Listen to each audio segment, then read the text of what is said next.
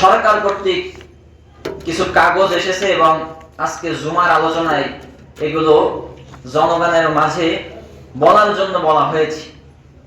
এবারের নির্বাচন সরকার কর্তৃক কয় তারিখ নির্বাচনের ডেট করা হয়েছে? 12ই ফেব্রুয়ারি নির্বাচনের ডেট করা হয়েছে। এই নির্বাচন কিন্তু আগের নির্বাচনের মতো না। এবারের দুইটা নির্বাচন হবে, একটা হলো গণভোট আর একটা হলো জাতীয় সংসদ সদস্য নির্বাচন।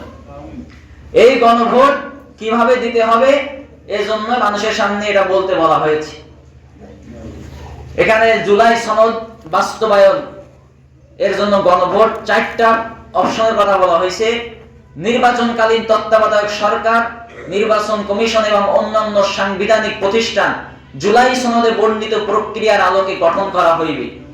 দ্বিতীয়ত, আগামী জাতীয় সংসদ হবে 2 কক্ষ বিশিষ্ট ও জাতীয় সংসদ নির্বাচনের দলগুলোর প্রাপ্ত ভোটের অনুপাতে 100 সদস্য বিশিষ্ট একটি উচ্চ কক্ষ গঠিত হইবে এবং সংবিধান সংশোধন করিতে হইলে উচ্চ কক্ষের সংখ্যাগরিষ্ঠ সদস্যদের অনুমোদন দরকার হইবে।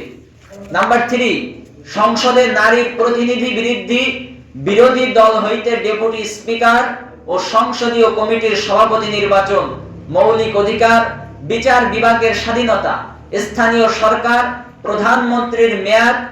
একজন যে দলের লোক প্রধানমন্ত্রী থাকবে না কেন, ওই একজন ব্যক্তি 10 বছরের বেশি প্রধানমন্ত্রী থাকতে পারবে না। ওই দল যদি আবার ক্ষমতায় আসে, প্রধানমন্ত্রী চেঞ্জ করতে হবে। এরপরে কি বলা হয়েছে?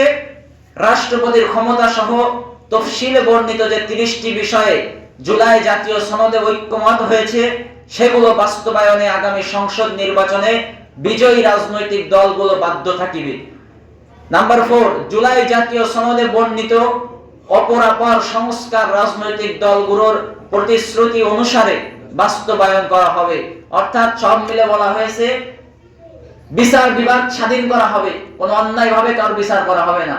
একজন প্রধানমন্ত্রী 10 বছরের বেশি থাকতে পারবে না।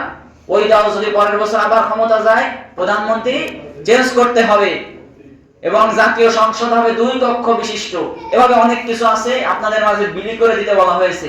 এই 4টা বিষয়ে যদি আপনি একমত থাকেন তাহলে এভাবে 2টো অপশন থাকবে, হা আর না। হার উপরে টিক দিতে হবে। আর যদি আপনি এই 4টা সমর্থন না করেন তাইলে নাই কোরাস দিতে হবে। এই যদি আপনি হ্যাঁ ভোট দেন তাইলে এই 4টার ভিতরে আরো অনেক কিছুই বাংলাদেশ পাবে। যদি আপনি হ্যাঁ ভোট দেন আর হ্যাঁ বিজয়ী হয়, আর যদি না ভোট বিজয়ী হয় তাহলে এর ভিতরে আপনি কিছু পাবেন না। বর্তমান যেমন চলছে দেশ এভাবেই চলতে থাকবে, কোনো পরিবর্তন হবে না। আর যদি হ্যাঁ এর পক্ষে ভোট দেন, হ্যাঁ বিজয়ী হয়, তাহলে বিভিন্ন আইন পরিবর্তন হবে, বিভিন্ন সিস্টেম, বিভিন্ন কারিকুলাম পরিবর্তন হবে। এখন কোন জায়গায় ভোট দেবেন এটা আপনাদের বিবেকের উপর ছেড়ে দেওয়া হলো। হায়ে ভোট দেবেন নাকি নাতে ভোট দিবেন।